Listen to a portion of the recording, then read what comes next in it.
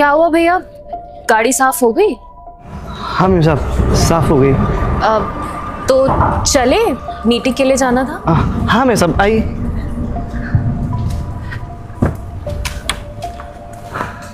आओ। पता नहीं हमारे फ़ोन में क्या हो गया है, दुनिया भर का फ़ोन मिलाते हैं तो लग जाता है।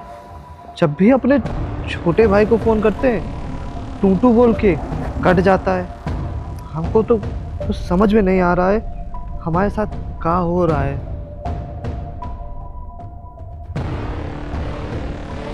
क्या हुआ भैया, सब ठीक है ना? अरे मेम साहब, वो हमारी समस्या ये है कि हमारा एक छोटा भाई है, वो हमसे 5-6 साल छोटा है और उसको हम जब भी फ़ोन करते हैं तो पता नहीं क्या टूटू बोलता है और टूटू बोल के कट जाता है। और हम दुनिया भर में किसी का भी फ़ोन कर लें उसका फ़ोन लग जाता है। हम हमको यही डर सताता है कि हमारे छोटे भाई को कहीं कुछ हो ना गया हो, बस इसीलिए हम परेशान रहते हैं। अब पता है आपको, हमने अपने छोटे भाई को हमेशा बहुत प्यार दिया है। वो उसको अच्छे अच्छे स्कूल में पढ़ाया, वो उसको अच्छे अच्छे कपड़े पहनाए, उसको पढ़ाने के लिए ना हमने शहर भेजा था। और जब से वो शहर गया है तब से उसका फ़ोन ही नहीं लगता है। वो पढ़ने में ना बहुत होनहार था, इसीलिए ना हम दो नौकरी करते थे और उसको पढ़ाने के लिए पूरा जी जान लगा देते थे। लेकिन अब उसका जब फ़ोन नहीं लगता है तो अंदर से बहुत डर लगता है कि पता नहीं वो ठीक है कि ठीक नहीं है, खाना खाया होगा। मेम साहब, बस इसी वजह से हम थोड़ा सा परेशान रहते हैं। फोन नहीं लगता है, मुझे दिखाइए। किस नाम से? राज।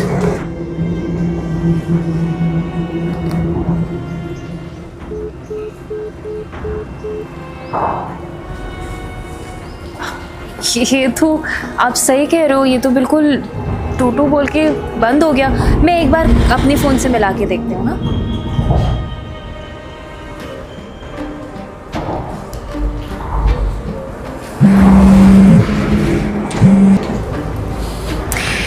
नहीं लगा ना मेम साहब, हमें पता था नहीं लगेगा फ़ोन।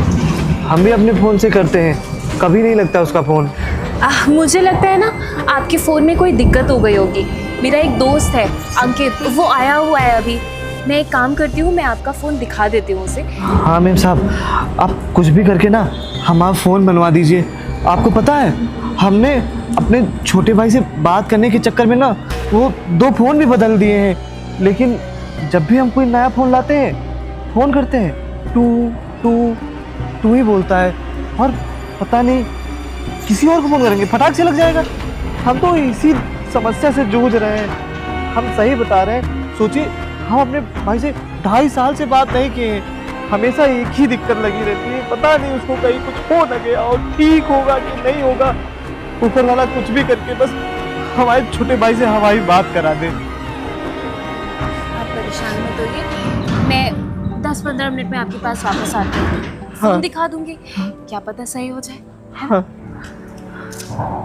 हे ऊपर वाले, बस मेम साहब हमारा फ़ोन सही करा दे। हमारी बात हमारे छोटे भाई से हो जाए। जो हमारी बात उससे हो जाएगी ना, हम सारा काम धंधा छोड़ के उसके पास चले जाएंगे। हमको तसल्ली तो रहेगी कि हमारा छोटा भाई हमारी आँख के सामने है।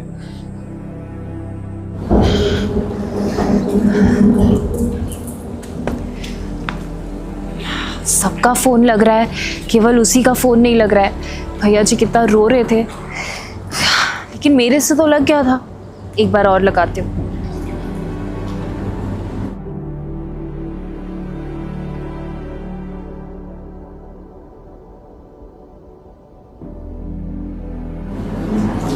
काट दिया, फिर से लगाती हूँ। तब तक लगाऊंगी जब तक फ़ोन नहीं उठा लेगा।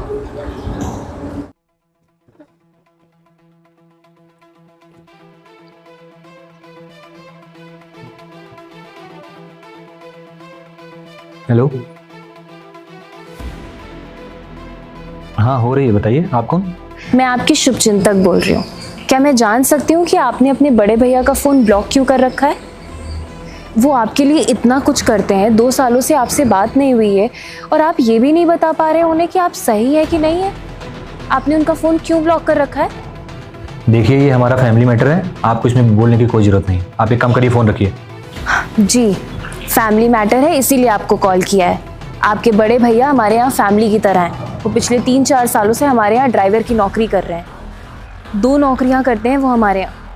खाते पीते नहीं है, अपने पैसे बचाते हैं फ़ोन लेने के लिए, क्योंकि उन्हें ऐसा लगता है कि उनके फ़ोन में कोई दिक्कत है, कि वो सबको कॉल कर पा रहे हैं लेकिन आपको कॉल नहीं कर रहे हैं।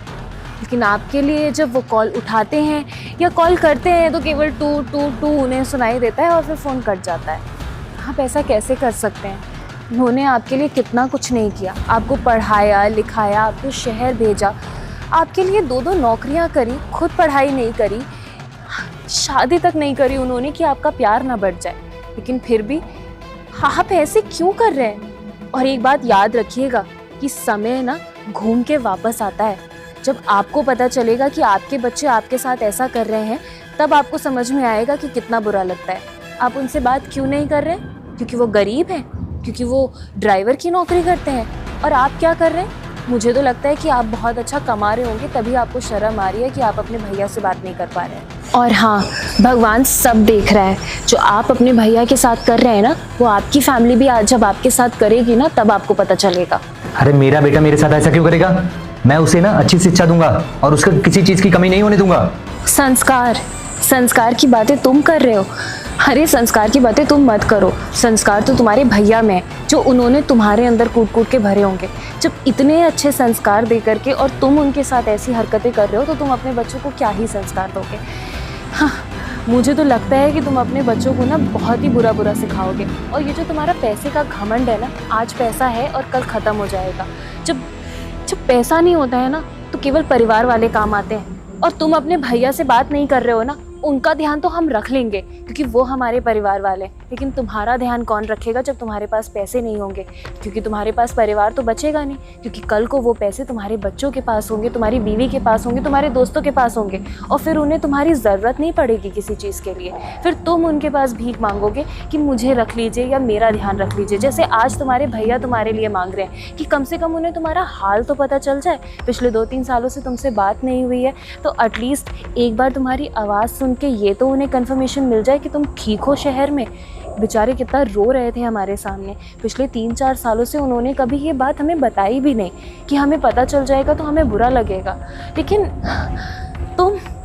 तुम्हारे साथ ना बहुत बुरा होगा, तुम लिख के रख लो। और हाँ, एक बात ध्यान रखना कि मैं तुम्हारे भैया को ये बात ज़रूर बताऊंगी कि तुमने उन्हें ब्लॉक कर रखा है। तुमने उनका फ़ोन वोन कोई ख़राब नहीं है, उन्हें 3-4 फ़ोन लेने की ज़रूरत नहीं पड़नी चाहिए थी, उनके पैसे वेस्ट नहीं करने चाहिए थे उन्हें, बल्कि उन्हें ये पता होना चाहिए कि तुम उनसे बात करना ही नहीं चाहते हो। और तुमने जितनी बार उन्हें फ़ोन किया उतनी बार तुमने उनका नंबर ब्लॉक कर दिया। समझे तुम?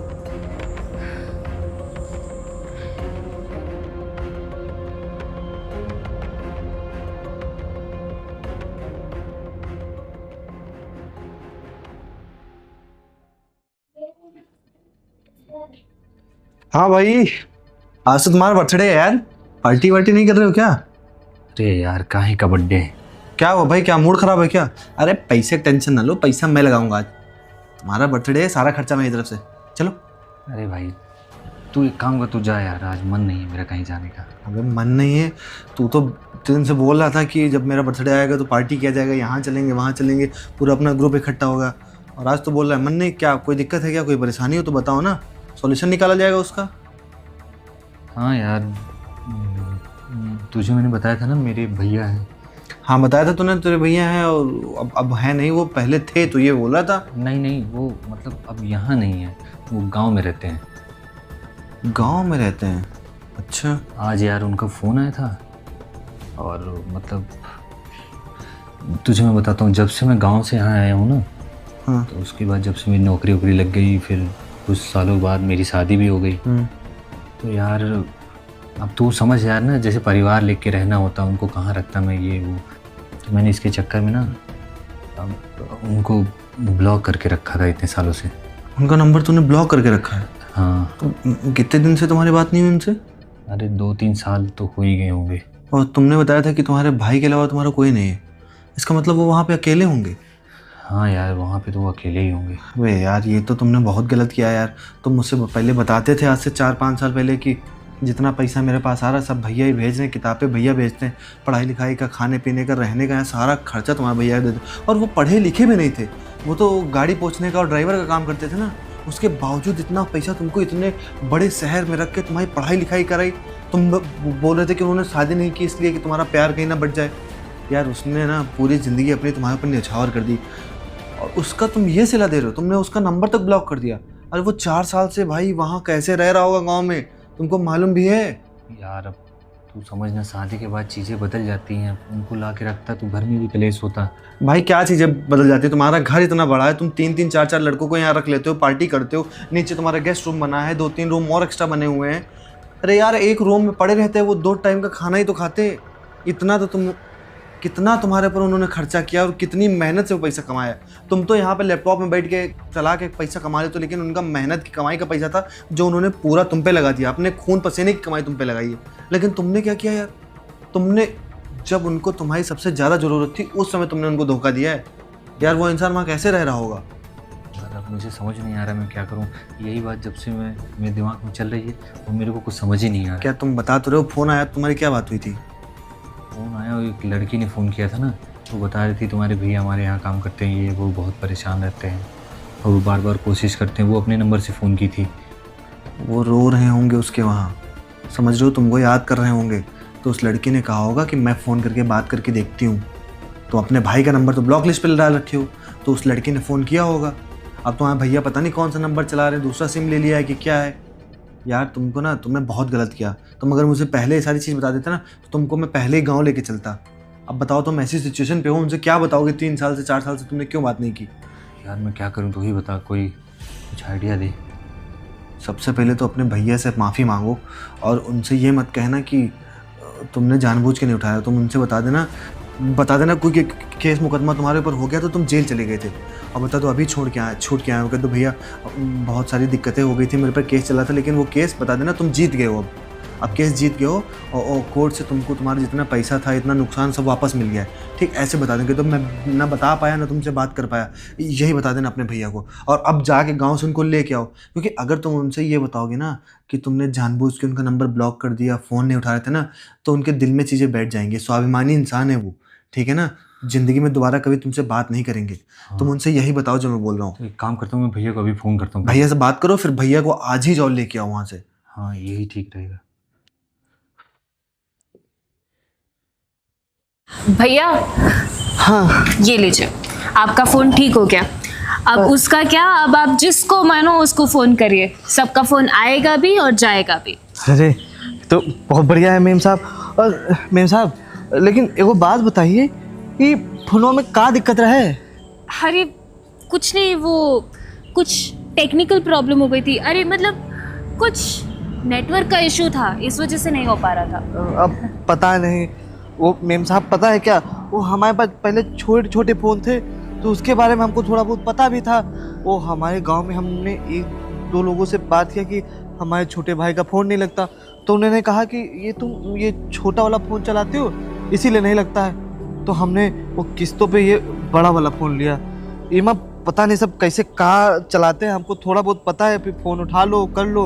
वो तो आपने सही कर दिया। और मेम साहब बहुत बहुत शुक्रिया कि आपने हमारा फ़ोन सही कर दिया। आपने बताया था आपने 3-4 फ़ोन बदले हैं, ये हाँ। कितने का पड़ा था? मेम साहब ये 11,500 रुपये का पड़ा था।